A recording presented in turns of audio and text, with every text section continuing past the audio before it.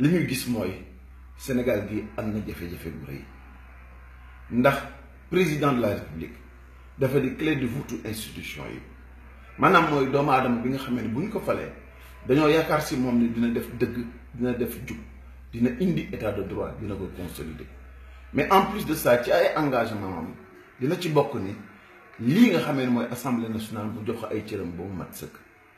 mais surtout moo veillé ci li nga xamee ne mooy justice di bërëbu attekaay yi ñu mën a doon ay bërëb yoo xamee ni du ñu am coloration politique du ñu féete boor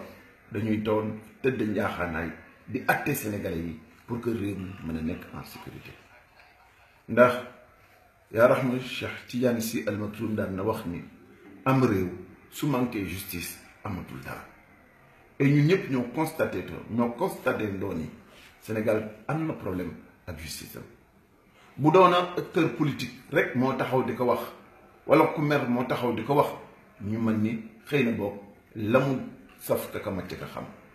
mais tey jii ci biir justice bi ay magistrat ñuy génn muy kuréelu magistrat yi ak benn ci biir magistrat yi ba si dem bi nga xam ne moom mujj démissionné ñooy génn di wax ni vraiment ñoom dañuy génn ci magistrature dañuy génn ci justice ndax ki seen gis-gis dañoo jàpp ni justice Sénégal dafa démissionné waaw nan la ñu mën a sàggane ci réew boo xam ne démocratie la ñu mën a dem ba nga xamee ni tey jii mën nañu am verdict boo xamee ni bu ko juge yi day joxe dañ koy joxe ba pare rek dagg mbell ba réeri daw ndax xam nañu ne lii ñuy wax wala ñu koy tëral méngoowul ak bëgg-bëgg askan wi méngoowul ak jublu Sénégalais yi du dëgg du yoon te sore loolu ak justice ñu jàpp ni am nañu problème bu rëy premier problème bi mooy tey jii Sénégal dafa nekk ci système boo xamee ni liñ doon laam-laamee di ko ruuma daal naan ndax am naam amul gis nañu keroog ci biir procès ba ku fa teewoon gis nga procureur ba wax ni dossier bii liggéey naa ci ak ay magistrats yoo xamee ni ñu ngi ci biir salle bi muy premier fait kon am na ñoo xamee ni ci Sénégal ñàkk nañu fayda woyof nañu fàtte nañu lan mooy seen cër ak seen responsabilité ci réew mi au point que ni mën nañu participer ci benn complot boo xamee ni dañ koy ourdir au sommet de l'État le président de la République Macky Sall nekk le premier instigateur ñu ànd ak moom ci tappale boobu fare ka ci pour mu mën a jot ci Khalifa Sall il faut que système de corruption bi taxaw foog mu am fonctionnaire boo xamee ni gëmul dara lu dul postam ak poosam pour kookee ñu mën ko yebal joxoñ ko ab nit mu dem monter dossier ci ay tappale chargé doomu aadama pour ñu mën ko commencer ubbi l'enquête pour loolu mu mën a jot ci Khalifa Sall wala mu mën a jot ci citoyen bu mën a doon il faut que mu am procureur boo xamee ni fàtte na lan mooy cëram fàtte na lan mooy warugaram xamatul mooy kan xamatul fan lay tirer source pouvoir am ak lan mooy prérogative am ci réew mi pour kookee mën a ànd ca tappale ga pour mu mën a jot ci citoyen moom Macky Sall il faut que boo xamee ni député la il faut que assemblée nationale war boppam war réew mi war askan wi pour mën a woyof goo xamee ni dinañu mën a déggoo ak moom pour ñu mën a yegg ci doomu aadama boobu ndax xam ngeen ni du mos a jël un député di ko yóbbu à l'Assemblée nationale pour ñu dindi immunité parlementaire am ndaree amul ay complicité yu wér yu wóor yoo xamee ni am na ko foofu premier niveau de complicité mooy fonctionnaire bi nga xamee ni mooy def l'enquête bi deuxième niveau de complicité mooy procureur bi nga xamee ni dañ koy woo yépp ka sëf ko ba mu sëfu mu dem di joxe ak di waxe ci place koo xamee ni yoonam nekku si amu ci benn cër muy Macky Sall troisième niveau de complicité il faut que mu am ca assemblée nationale ay député yu fàtte seen cër taxawee di xeex askan wi di xeex charte yeeg yoon yi nga xam ne moom la ñuy yeewee réew mi pour que tout le monde se sente en sécurité il faut que des députés puissent ignorer quel est le sens profond de leur mission pour que mu mën a arriver à ses fins donc voici les éléments yi nga xam ne moo taxawoon bu procès amee condamnation bu injuste bu unique bu teguwul fenn génn si il faut que mu am ay magistrats yoo xam ne justice ak protection aux citoyens ak donner le sentiment que ne tey jii réew mi état de droit la il faut que ñooñee bàyyi seen cër fàtte lan mooy seen prérogative lii de bu dul association de malfaiteurs man xamatuma lan mooy association de malfaiteurs fee yi mooy lii donc mën nañu wax ni li tax ñu condamné Khalifa Sall il a fallu que le président de la République Macky Sall ci boppam doon le chef de l'association des malfaiteurs yi àndandoo ci biir taxawaay pour mën a jot ci benn citoyen fan la nit di muccee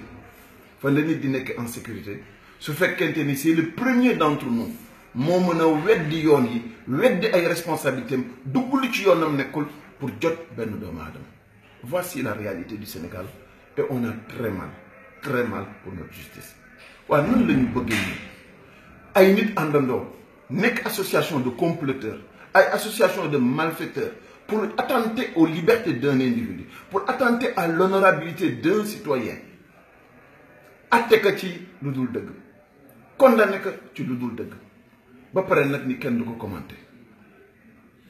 Macky Sall de lu mu def ci réew mi te yanuwul maanaam ñëpp yi taxaw critiquer ko nañ ko war a critiquer bu àndeek ñenn ci biir réew mi quelle que soit seen responsabilité ñu àndandoo pour yaatal seen bon boobu ak le mal bi ñuy def doomu aadama yi je pense que ni même traitement lañ leen war a defal foog ñu joxoñ leen parce que tey jii dañoo am problème te plus personne n'est en sécurité bis bi ñu amee la preuve évidente que am na magistrat yoo xamee ni mën nañu likkali ko président de la république doon benn association boo xamee ni seen bëgg-bëgg du dara lu dul attenter aux libertés fondamentales du citoyen sénégalais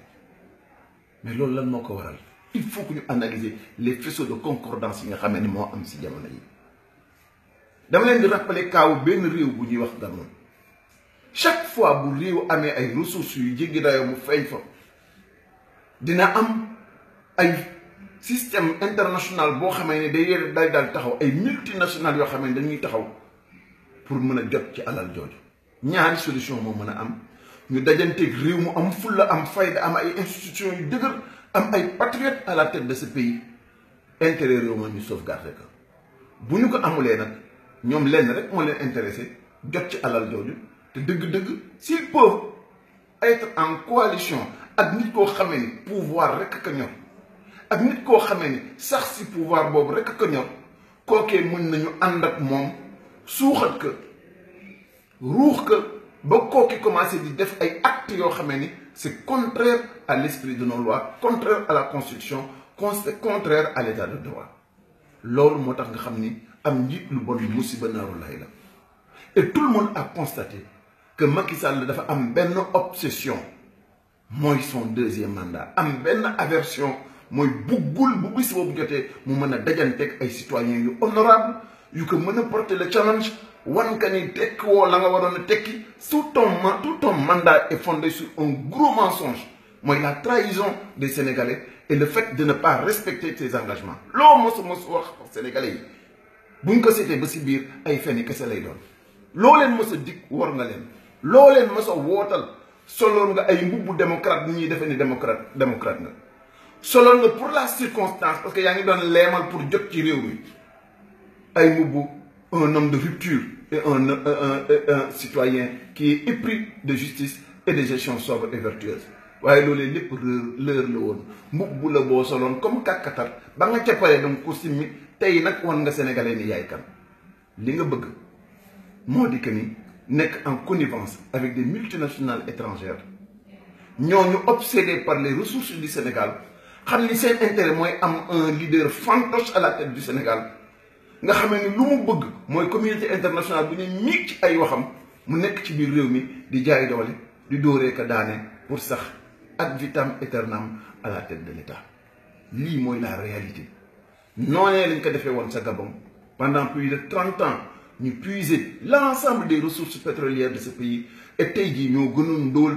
jamono ja nga xamee ne amuñu woon dara et pourtant li ñu génne pétrole ci Gabon pour millions de personnes yi dëkk foofu waroon na leen mën a assurer une émergence totale globale boo xamee ni dina tax réew moom wutee génneen réew yi lu bare lii mooy danger yi il faut que sénégalais yi xam ne dès l'instant que nangu nañu ni Macky Sall defatul yoon waxatul yoon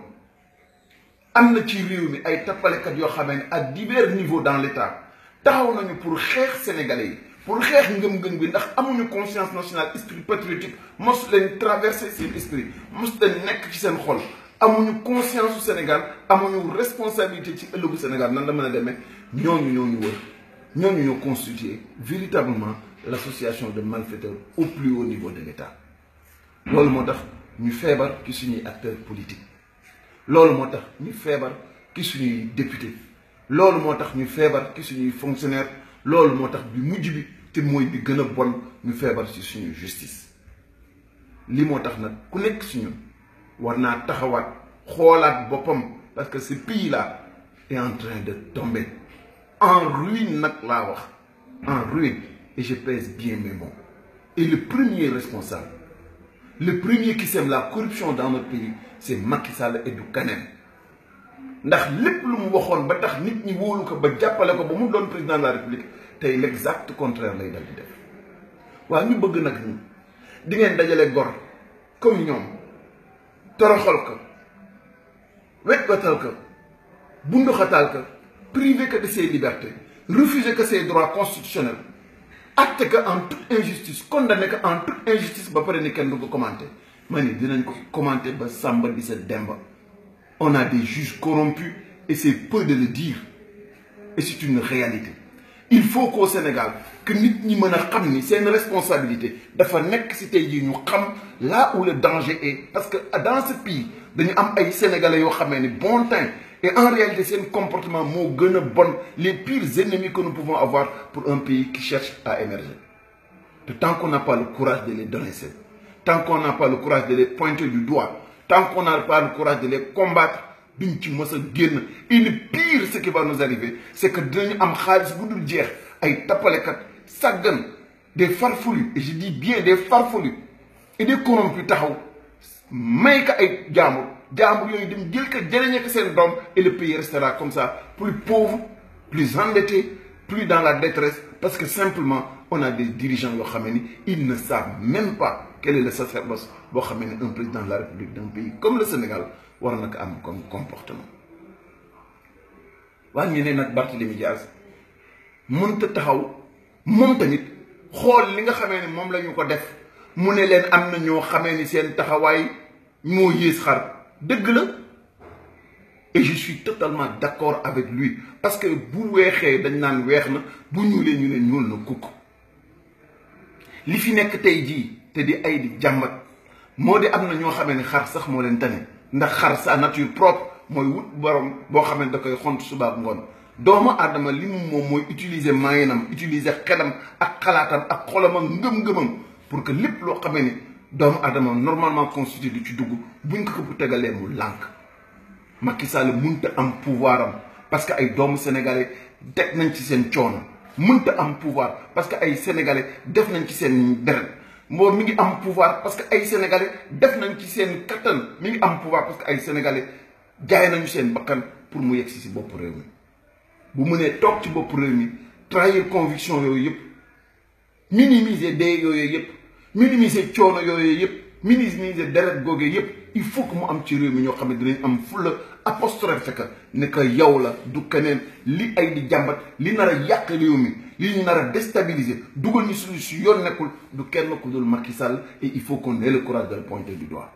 et toutes les personnes yi nga xamee ni fas nañ seen cëru doomu aadama di comportement comme ay xar wala bàyyi ma dinañ leen apostropher comme tel et on les traitera comme tel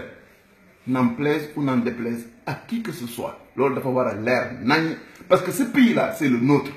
suñu ay doom dañ fi nar a màgg ànd ak seen i sët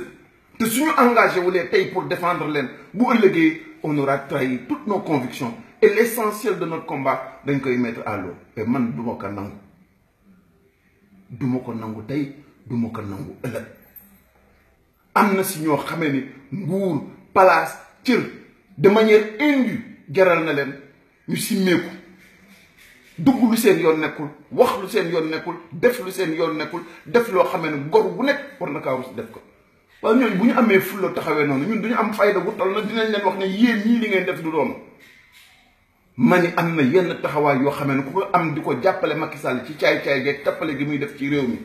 yaa yées borom kër gi nga xam ne dafa toog ci biir këram jaay yàlla duggee sa àll ba ñëw devant lui attenter à l'honneur de sa famille et ça c'est la réalité il faut qu'on ait le courage de le dire et il faut qu'on ait le courage de l'apostropher parce que trop c'est trop lii fesoon nag moo taxaw benn bi si njëkk mooy ca bu njëkk ba comme il est faible et qu'il est certainement imbu de sa personne au point que ni leneen intéressé ko dul pouvoir depuis ba mu tàmbalee wor Sénégalais yi dugal na caay-caay ak instabilité récurrente ci suñu système politique jënd na ñi nga xam ne ñi doon jaay yu yépp jënd na leen wëlbatiku commencé tas suñu système électoral depuis le référendum ñun ñëpp ñoo ko gisandoo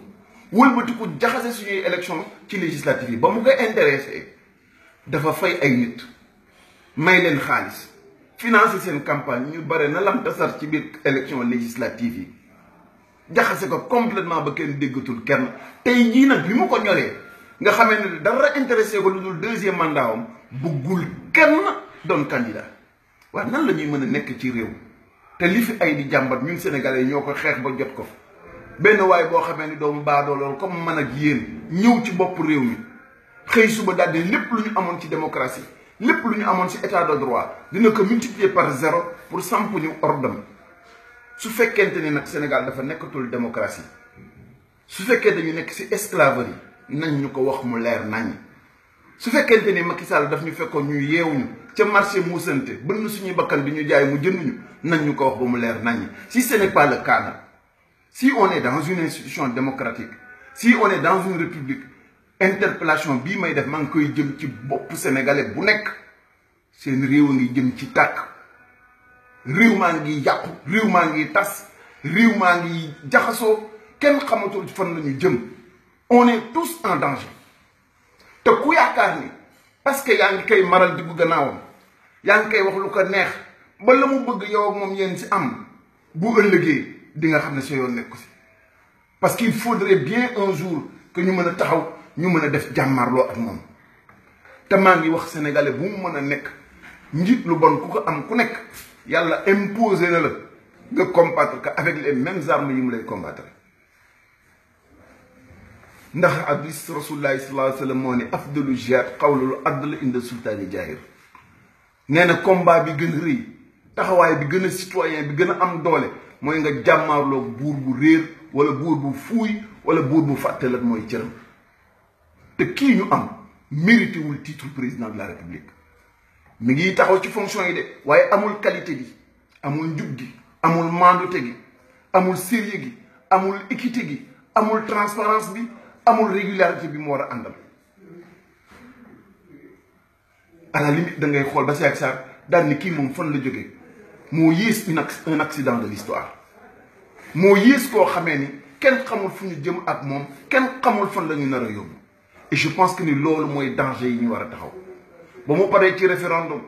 pare ci tripatouillage électoral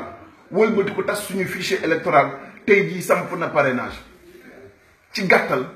mooy moom en violation avec la constitution de notre pays taxaw na ci taxawaay boo xamee ni mi ngi dugg ci suñu système élection au président de la république ni da koy wëlbati pour mu nekk à son avantage tey jii bu paree ci parrainage yi keneen ku dul ku ko neex ku dul ay cog bu maanaam wala bu ko neexee mu jël Mbaye Ndiaye bu ko neexee mu jël Amadou Ba ñooñee doon ay colistier am wala ay candidat am ñu àndandoo nous dans nous dem ci élection présidentielle en Sénégal foofu la toll léegi évolution démocratique bi ñu am yépp dafa war a dem si Macky Sall léegi day wut candidat Farba Ngom ak keneen ak Mbaye Ndiaye ñoom ñooy nar a doon candidat yi koy contre jëm ci élection présidentielle yi loolu mooy la démocratie sénégalaise c'est ça le rendu que nous devons à tous nos pères fondateurs combat ba Mamadou Dia doon def Cheikh Anta Diop doon ko def Ablaye Ly doon ko def tey jii fii la teer si réewu Cheikh Ahmadou Bamba réewu Sidi Hadj Malick tey jii fii la ñu taxaw en termes de légèreté en termes de manque de sérieux et en termes d'indifférence et tout ça on le doit à un seul individu Macky Sall un parmi nous plus faible parmi les plus faibles ñu xëy suba jox la ngir yaakaar li gën a rëy ci réew mi nga war a gérer réew mi war ñu yokk ñu jëmale ñu kanam defloo ko nga dugal ñu ci guta boo xamee ne tey jii kenn xamatul fu ñu jëm il faut qu'on soit sérieux et il faut qu'on porte le combat maa ko wax man Cheikh Bamba Dièye maa ni il ne mérite pas le titre de président de la République parce que amul comportement bi amul jikko ji amul mandute gi amul sérieux gi amul hauteur bi te il faut que moom mu xam ni bis naka tey il va nous voir devant lui parce que li mu bëgg kenn du ko nangul ci réew mi. Au-delà de lui il y a des intérêts beaucoup plus importants en jeu su ngeen ko bàyyee mu jàll ak yéen ci parrainage bi su ngeen ko seetaanee ba mu voté loo ko moom ak tappalekat yi nga xamee moom la àndal ñoo xamee ni seen pouvoir il tire de la légitimité populaire nit ñi ci kaw yaakaar lañ ko falee woon nan la mën a taxaw moom Macky Sall ànd ak 40 autres sénégalais yoo xam ne ñoom ñëpp seen pouvoir ñu ngi tiré sur la légitimité populaire ak yaakaar bu nit ñi am ñu mën a samp loo xamee ni Abdoulaye Wade sa jamonoom mosu ko xalaat mosu faa yegg ci bon mosu kaa yéene mosu kaa taxawal et pourtant c'est lui qui trompait les Sénégalais qui mentait et je dis bien je pèse bien mon mot qui mentait au peuple sénégalais en disant que Abdoulaye Wade li mu bëgg duñ ko nangul ah moom dañ koy bañal Abdoulaye Wade nangul ko moom buur kañ la nekk fari ak fan la jóge ba mën fi am prérogative boo xamee ne dans un état de droit bu la préoccupation essentielle de chacun d'entre nous mooy défendre la légalité républicaine fexe ba lépp lu ñuy am mu tegu ci yoon benn waaye jaay yàlla jóge sa àll ba tey jii bëgg ñu inventé lu ñu xamul bëgg ñu dugal fu ñu warul te dem maa ngi interpellé nag sénégalais bu nekk ku yaakaar ni nag da ngay toog sa biir kër benn waaye génn la ci mbedd mi réglé la ko nax nga sa bopp ku yaakaar ni problème bi affaire parti politique la affaire Cheikh Bamba Dièye la ak Massamba ak ma dem ba nax nga sa bopp ku yaakaar ne nañu bàyyi mu dem bu ëllëgee lu bon ci réew mi lu yàqu ci réew mi yow ak Macky Sall yéen ci bokk responsabilité te li muy compter yëpp mooy yaakaar na ni ragal nañu yaakaar na ni baqat nañu yaakaar na ni duñu mës a jóg yaakaar na ni kenn du mës a taxaw def ko face. Il nous a interpellé plus d'une fois mi ngi ñuy titiller mi ngi ñuy wokk mi ngi ñuy kobos jamono bu nekk pour natt fan la ñu toll ak suñu réew li ñuy wootal suñu nag dañ ko war a wone le patriotisme que chaque Sénégalais réclame c'est maintenant le moment de le montrer et tous ensemble nous pouvons y mettre un terme parce qu'il y va de notre sécurité il y va de la survie de ce peuple maa ngi leen di gërëm di leen sant ngeen baal ma àq mais nag l'urgence est là et ça ne sert à rien de se dévoiler tooñ na Khalifa Sall jaay na ko doole ni mu ko defee nag dina ko defee jaamur bu nekk bu fekkente ni kenn jógul arrêté ko te bu fi kenn wax ni bu ëllëgee xamoon nañ ko et c'est maintenant le moment d'y mettre un terme maa ngi leen di gërëm leen sant jërë ngeen jëf wasalaamaaleykum wa rahmatullahi taala wa barakatuh